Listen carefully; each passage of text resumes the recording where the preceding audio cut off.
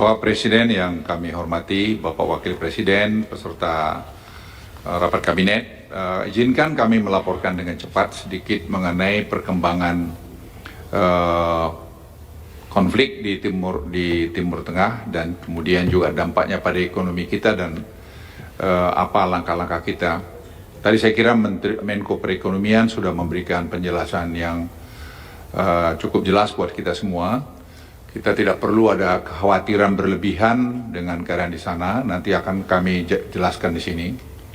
Nah, kalau kita lihat operasi Fury dan Roaring Lion, serangan Amerika Serikat dan Israel ke Iran, itu mereka menargetkan seperti ini. Ada 3, yaitu melumpuhkan pertahanan udara Iran, melumpuhkan kapasitas Iran, dan seterusnya seperti yang ada di slide.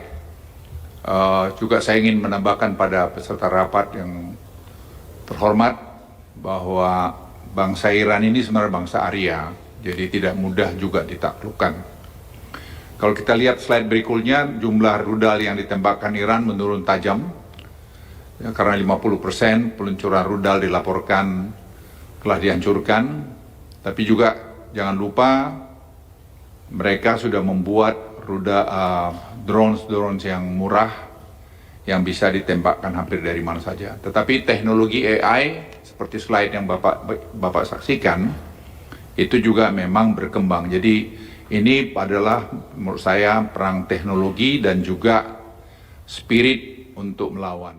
Download Tribun X sekarang, menghadirkan lokal menjadi Indonesia.